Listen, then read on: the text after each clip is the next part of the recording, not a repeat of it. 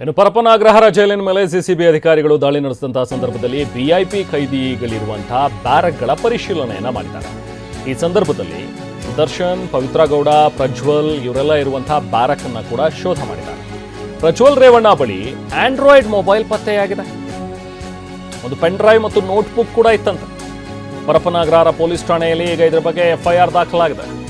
ಹಾಸಿಗೆ ಕೆಳಗೆ Android mobile ಅನ್ನ ಬಚ್ಚಿಟ್ಟಿದ್ರಂತೆ. A1 ಆಗಿರುವಂತಹ ಪ್ರತಾಪ್ ರೈ ವಿರುದ್ಧವೂ ಕೂಡ ಈಗ ಎಫ್ಐಆರ್ ಆಗಿದೆ. ಇದು AI ಚಿತ್ರ ನೀವೇನು ನೋಡ್ತಾ ಇದ್ರಿ, AI ರೆಪ್ರೆಸೆಂಟೇಷನ್. ಹೀಗೆ ಪ್ರಜ್ವಲ್ ರೇವಣ್ಣ ಅವರ ಹತ್ರ ಈ ಒಂದು ನೋಟ್ಬುಕ್ಕು, ಪೆನ್ ಡ್ರೈವ್, ಆ ಪೆನ್ ಡ್ರೈವಲ್ಲಿ ಏನಿದೆ ಅನ್ನೋದು ಬಹಳ ಕುತೂಹಲ. ಯಾಕಂದರೆ ಈ ಹಿಂದೆ ಅವರ ಕೇಸ್ ಆದಾಗಲೂ ಕೂಡ ಪೆನ್ ಡ್ರೈವ್ ಬಹಳ ಸದ್ದು ಮಾಡಿತ್ತು. ಸೊ ನಾನು ಈಗಾಗಲೇ ವರದಿ ತರಿಸ್ಕೊಂಡಿದ್ದೀನಿ. ಸಹಾಯಕ ಅಧೀಕ್ಷಕನನ್ನು ಕೂಡ ಅಮಾನತು ಮಾಡಲಾಗಿದೆ ಅನ್ನುವಂಥದ್ದನ್ನು ಕಾರಾಗೃಹ DGP ಆಗಿರುವಂಥ ಅಲೋಕ್ ಕುಮಾರ್ ಅವರು ಹೇಳಿದ್ದಾರೆ. ಪರಪ್ಪನಾಗ್ರಹಾರ ಪೊಲೀಸ್ ಠಾಣೆಯಲ್ಲಿ ದಾಖಲಾಗಿರುವಂಥ ಎಫ್ಐಆರ್. ಪ್ರತಾಪ್ ರೈ ವಿರುದ್ಧವೂ ಕೂಡ ಎಫ್ಐಆರ್ ದಾಖಲಾಗಿದೆ. A2 ಆಗಿರುವಂತಹ ಪ್ರಜ್ವಲ್ ರೇವಣ್ಣ ವಿರುದ್ಧವೂ ಕೂಡ ಎಫ್ಐಆರ್ ದಾಖಲಾಗಿದೆ. ಪ್ರಜ್ವಲ್ ಇದ್ದಂತಹ ಬ್ಯಾರಕ್ನಲ್ಲೇ ಸಹ ಖೈದಿ ಆಗಿರುವಂತಹ ಪ್ರತಾಪ್ ರೈ. ನಾವು ಪ್ರತಿನಿಧಿ ವಿಕಾಸ್ ಅಲೋಕ್ ಕುಮಾರ್ ಅವರನ್ನ ಮಾತನಾಡಿಸಿದ್ದಾರೆ. ಪರಪ್ಪನ ಅಗ್ರಹಾರ ಜೈಲಿನ ಮೇಲೆ ನಿನ್ನೆ ಸಿಸಿಬಿ ಪೊಲೀಸರು ದಾಳಿಯನ್ನ ಮಾಡಿದ್ರು. ಈ ಸಂದರ್ಭದಲ್ಲಿ ಪ್ರಜ್ವಲ್ ರೇವಣ್ಣ ಇದ್ದಂತಹ ಬ್ಯಾರಕ್ನಲ್ಲಿ ಒಂದು ಮೊಬೈಲ್ ಕೂಡ ಪತ್ತೆಯಾಗಿತ್ತು. ಇದಕ್ಕೆ ಸಂಬಂಧಪಟ್ಟಂತೆ ನನ್ನ ಜೊತೆ ಮಾತನಾಡೋದಕ್ಕೆ ಕಾರಾಗೃಹ ಇಲಾಖೆಯ DGP ಆಗಿರ್ತಕ್ಕಂಥ ಅಲೋಕ್ ಕುಮಾರ್ ಅವರು ನನ್ನ ಜೊತೆ ಇರುವಂಥದ್ದು. ಸರ್, ಈಗ ನಿನ್ನೆ ಸಿಸಿಬಿ ಪೊಲೀಸರು ದಾಳಿ ಮಾಡಿದ ಸಂದರ್ಭದಲ್ಲಿ ಒಂದು ಮೊಬೈಲ್, ಪೆನ್ ಡ್ರೈವ್, ಚಾರ್ಜರ್ ಪತ್ತೆಯಾಗಿರುವಂಥದ್ದು. ಈಗಾಗಲೇ ನಿಮ್ಮ ಕಾರಾಗೃಹ ಸಿಬ್ಬಂದಿಗಳು ಕೂಡ ಇತ್ತೀಚೆಗೆ 6ನೇ ತಾರೀಕು ದಾಳಿಯನ್ನು ಮಾಡಿದ್ರು. ಆ ಸಂದರ್ಭದಲ್ಲಿ ಏನು ಕೂಡ ಸಿಕ್ಕಿರಲಿಲ್ಲ. ಸದ್ಯ ಈ ಒಂದು ಮೊಬೈಲ್ ಪತ್ತೆಯಾಗಿದೆ. ಇದಕ್ಕೆ ಸಂಬಂಧಪಟ್ಟಂತೆ ಏನು ಕ್ರಮವನ್ನು ಕೈಗೊಂಡಿದ್ದೀರಾ ಸರ್? ನಿನ್ನೆ ಮಾನ್ಯ ಗೃಹ ಸಚಿವದು ಆದೇಶ ಮೇರೆಗೆ CCBನವರು ಈ ದಾಳಿ ನಡೆಸಿದ್ದಾರೆ.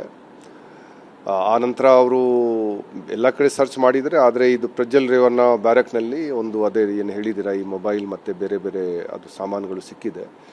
ಇದರ ಸಲುವಾಗಿ ನಮ್ಮ ಪ್ರಕಾರ ಅವನು ಯೂಸ್ ಮಾಡ್ತಿದ್ರೆ ಅಲ್ಲಿ ಯಾರು ನಮ್ಮ ಅಧಿಕಾರಿಗಳು ಇರ್ತಾರೆ, ಸಿಬ್ಬಂದಿಗಳು ಇರ್ತಾರೆ, ಅವ್ರ ಗಮನಕ್ಕೆ ವಿಷಯ ಇರಬೇಕು. ಮತ್ತು ನಾವು ಚೆಕ್ ಮಾಡಬೇಕು, ಏನಾದರೂ ವೈಫೈ ಕನೆಕ್ಷನ್ ಅಥವಾ ವೈಫೈದು ಏನಾದರೂ ಮಿಸ್ಯೂಸ್ ಆಗಿದೆ, ಅದು ಕೂಡ ನಾವು ಚೆಕ್ ಮಾಡಬೇಕಾಗತ್ತೆ. ಮತ್ತು ಈ ವಿಷಯ ತಿಳಿದ ಕೂಡಲೇ ನಾವು ನಿನ್ನೆ ಅಲ್ಲಿ ಏನು ಇನ್ಚಾರ್ಜ್ ಇದ್ದರು, assistant superintendent of prison Hiranna Rangapur, ಅವನಿಗೆ ನಾವು ಸಸ್ಪೆಂಡ್ ಮಾಡಿದ್ವಿ.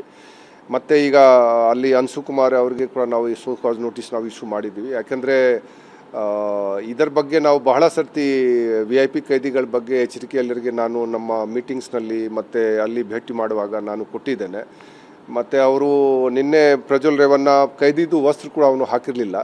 ಅದರ ಬಗ್ಗೆ ಕೂಡ ನಾನು ಮೇ ತಿಂಗಳಲ್ಲಿ ಅಲ್ಲಿ ಒಂದು ಮೆಮೊ ಇಶ್ಯೂ ಮಾಡಿದ್ದೇನೆ. ಕಡ್ಡಾಯವಾಗಿ ಎಲ್ಲರೂ ಖೈದಿದು ವಸ್ತ್ರ ಏನಿದೆ ಅದು ಹಾಕಬೇಕು. ಇದರ ಬಗ್ಗೆ ಕೂಡ ನಿರ್ಲಕ್ಷ್ಯ ತೋರಿಸಿದ್ದಾರೆ. ಸೊ ಇದೆಲ್ಲ ವಿಷಯ ಸಲುವಾಗಿ ನಾವು ಒಂದು ಕುಲಂಕುಷವಾಗಿ ತನಿಖೆ ನಡೆಸಲಿಕ್ಕೆ DIG ಖನ್ಗಾವಿ ಅವರಿಗೆ ನಾವು ಇದು ಕೆಲಸವನ್ನು ನಾವು ಕೊಟ್ಟಿದ್ದೀವಿ. ಸೊ ಸದ್ಯಕ್ಕೆ ಮೇಲ್ನೋಟಕ್ಕೆ ನಾವು ಯಾರು ಅಲ್ಲಿ ಉಸ್ತುವಾರಿ ಇದ್ದರು ಅವರಿಗೆ ಮತ್ತು ಯಾರಿಗೆ ನಾವು ಮೆಮೊ ಮೊದಲೇ ಇದು ಇಶ್ಯೂ ಮಾಡಿದ್ವಿ ಅವ್ರ ಮೇಲೆ ಕ್ರಮ ಜರುಗಿಸ್ತೀವಿ. ನಮ್ಮ ಸಿಬ್ಬಂದಿಗಳು ಏನಾದರೂ ತಾನೇ ಏನಾದರೂ ಬೇರೆ ಸೌಲಭ್ಯಗಳು ಕೂಡ ಏನಾದರೂ ಒದಗಿಸ್ಕೊಡ್ತಿದ್ರು ಅಥವಾ ಬೇರೆನವರು ಅವ್ರಿಗೆ ಏನಾದರೂ ಸೌಲಭ್ಯಗಳು ಒದಗಿಸ್ಕೊಡ್ತಿದ್ರು, ಅದರ ಬಗ್ಗೆ ಕೂಡ ನಾವು ಪರಿಶೀಲನೆ ಮಾಡಿಕೊಂಡು ಅವ್ರ ಮೇಲೆ ನಾವು ಕ್ರಮ ತಗೊಳ್ತೀವಿ. ಮತ್ತು ಇದೆಲ್ಲ ಘಟನೆಯಿಂದ ಇದು ಕಾರಾಗೃಹ ಮತ್ತು ಸುಧಾರಣೆ ಸೇವೆ ಇಲಾಖೆಗೆ, ಸರ್ಕಾರಕ್ಕೆ ಎಲ್ಲರಿಗೂ ಒಂದು ಮುಜುಗರ ಆಗತ್ತೆ. ಇದರ ಸಲುವಾಗಿ ನಾವು ಕಠಿಣ ಕ್ರಮ ನಾವು ಜರುಗಿಸಬೇಕಾಗತ್ತೆ. ಬಹಳಷ್ಟು ಜನ ಮೇಲೆ ನಾವು ಕ್ರಮ ತಗೊಂಡಿದ್ವಿ ಈಗಲೇ. ಆದರೂ ಕೂಡ ಅದು ಒಂದು ನಮ್ಮ ಪ್ರಕಾರ ಒಂದು ಏನು ನಾವು ಹೇಳ್ಬೋದು ಈ ತುಂಬ ಬೇಜಾರು ಕೂಡ ಆಗತ್ತೆ. ಮತ್ತು ನಮಗೆ ಇದು ಎಷ್ಟು ಜನಕ್ಕೆ ನಾವು ಸಸ್ಪೆಂಡ್ ಮಾಡಬೇಕು, ಎಷ್ಟು ಜನಕ್ಕೆ ನಾವು ಡಿಸ್ಮಿಸ್ ಮಾಡಬೇಕು. ಆದರೆ ತಪ್ಪು ಅವರು ಮಾಡ್ತಿದ್ರೆ ನಾವು ಅವ್ರ ಮೇಲೆ ಕ್ರಮ ತಗೊಳ್ಳೇಬೇಕಾಗತ್ತೆ. ನಾವು ಸಹಿಸ್ಕೊಳ್ಳೋಕ್ಕೆ ಆಗಲ್ಲ. ನಾವು ನಮ್ಮ ಅಧಿಕಾರಿಗಳಿಗೆ ನಾವು ಎಚ್ಚರಿಕೆ ಕೊಡ್ತಾ ಇದ್ವಿ. ಈಗ ಮುಂದೆ ಅವರು ನಿಲ್ಲಿಸಲಿಲ್ಲ, ಮತ್ತು ನಾವು ಎಷ್ಟು ಮಟ್ಟಿಗೆ ಇದು ಆಗತ್ತೆ, ಯಾರು ತಪ್ಪು ಮಾಡಿದರೆ ಮತ್ತೆ ಅವ್ರಿಗೆ ಬಿಡೋಕ್ಕೆ ಅದು ಯಾವುದು ಪ್ರಮೇಯ ಬರಲ್ಲ. ಕ್ಯಾಮ್ರಾ ಪರ್ಸನ್ ಗಿರೀಶ್ ಜೊತೆ ವಿಕಾಸ್ TV9 ಬೆಂಗಳೂರು.